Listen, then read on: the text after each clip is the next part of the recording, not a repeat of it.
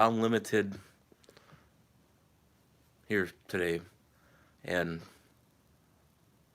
I was gonna do a vlog over Christmas and New Year's, but I've been pretty busy with different appointments and stuff like that. So it's obviously 2022 now. Life is kind of interesting. I've been kind of going through my emails this morning before I had an appointment, and basically, one of the requests was to kind of talk about friends and how to keep friends and how not to drive them away. And I thought that was kind of a good topic for today. So why not get into it? So basically, we've all been there, done that, where we do stupid things, drive people out of our lives, or sometimes we turn out to be toxic people without even realizing it. But sometimes the best way to look at it is there's certain people that come and go out of our lives at certain times, and you kind of wonder why. Well, from God's point of view on this, usually there's certain people that He brings in your lives at certain times, and as they call it in, well, the best way to put this is it's like a season, and a lot of times God puts you in certain situations in certain places at certain times of your lives because either certain people need you at a certain time, or you need them at a certain time.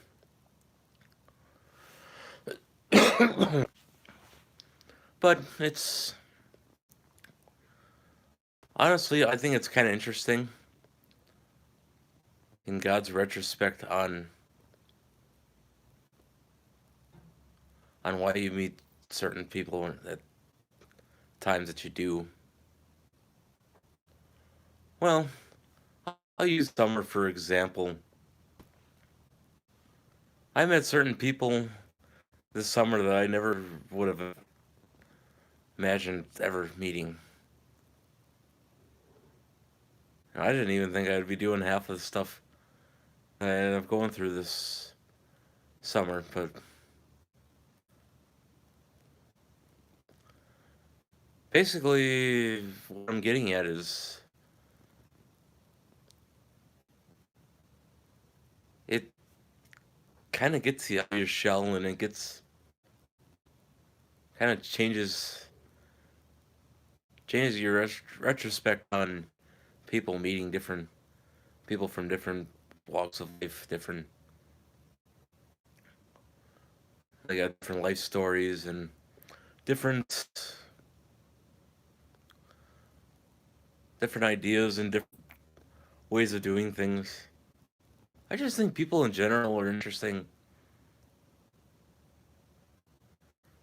doesn't matter where you come from, doesn't matter who you are. But it's kind of shaped me in a way that it's probably about the last 2 years. And I got into that shell where you're early. Oh, I wasn't really in the people period. I was kind of, you do what you have to do and that's it. But now I'm not so closed off. But I would have to say I'm still very reserved when it comes to dealing with social social interaction. People tell me that I'm like the smoking man on the X-Files. I don't show a lot of emotion. I'm kind of very sympathetic to other people's situations and stuff like that. But it's just kind of the way I am. I'm kind of a closed book when it comes to personal things, and I don't like to share a lot of things. I'm kind of kind of private when it comes to things, and I don't like to tell my life story to every person that comes along. But this summer, it was kind of a different scenario, being hospitalized for 2 to 4 months, and it's kind of a interesting subject in that matter. But when I left here in May, a lot of time, or not, well, best way to put this, I never really thought I was gonna be switching over to healthcare, but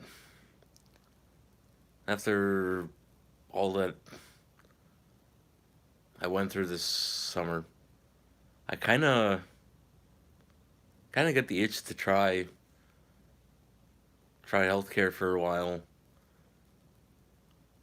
and if I like it, then I would probably go back to school, get maybe get a bachelor's in nursing, and be a registered nurse. There's always jobs in healthcare. Information technology, that was that was my goal, was to get into that, but you know, it's not for me. I don't mind doing it as a hobby, but you know, sometimes you can't make a career out of what you want to do. You can't make careers out of hobbies. There's no reality in it. There's no future in being a technology consultant. Will I still continue to take side jobs? Yes, I would, but as far as going into it full time, I can never make a go of that. So that's why I figured I'd give healthcare a whirl and see where that takes me. Back in October, I did take that 8 hour online temporary nurses aid course. That actually went pretty well. I did that when I got discharged, and it's I thought it was kind of interesting. But I don't think I would work around here. I wouldn't move down to Milwaukee, but I would either try to get a job down there, or I would work around Mayville or Beaver Dam.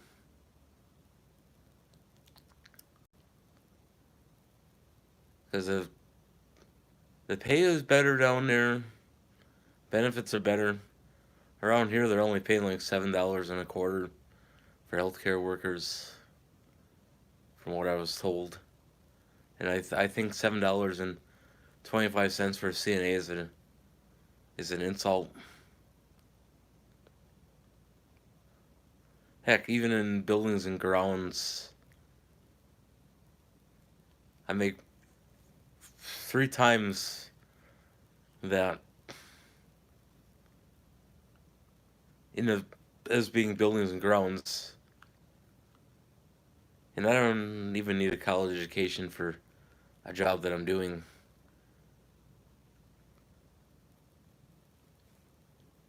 But for CNA to only be getting $7 and a quarter, they work 100 times harder, and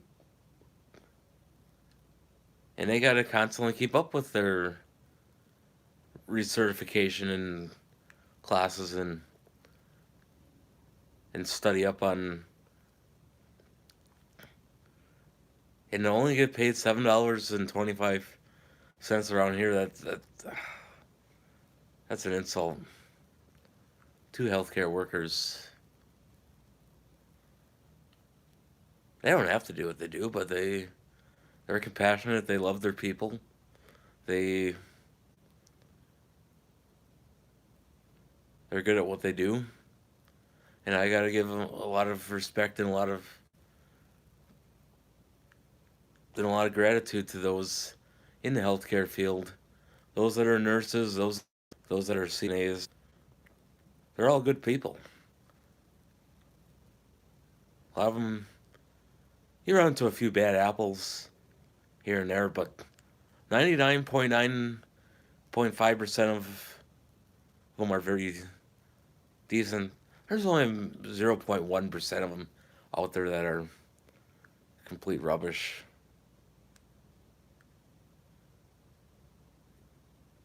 I'm not trying to put down that profession, but what I'm getting at is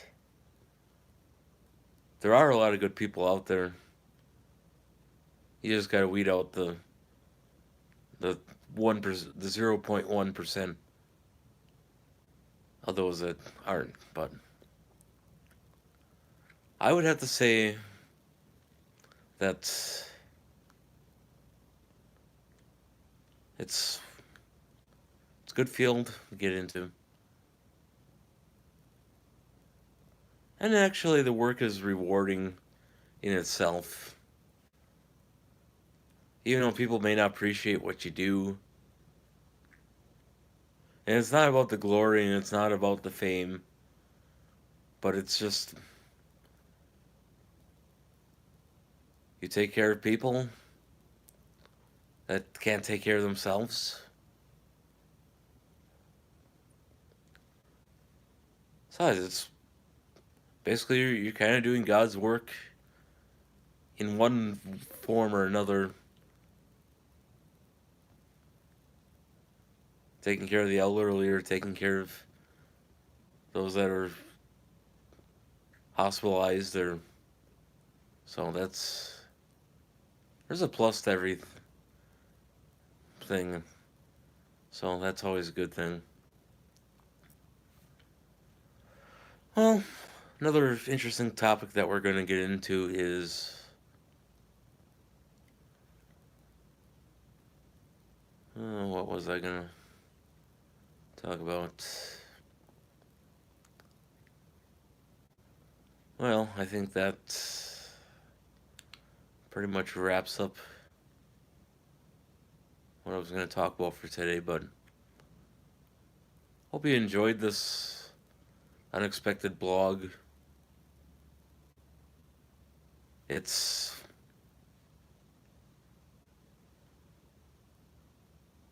nice thing about how I do these is I don't have a teleprompter telling me what to say. I don't rehearse these ahead of time. It's just kind of something I speak on, or I just randomly,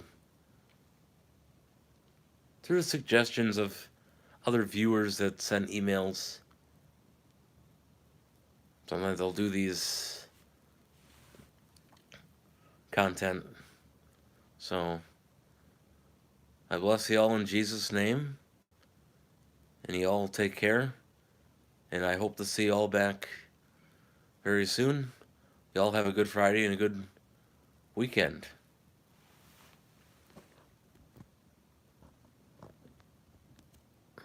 Yeah.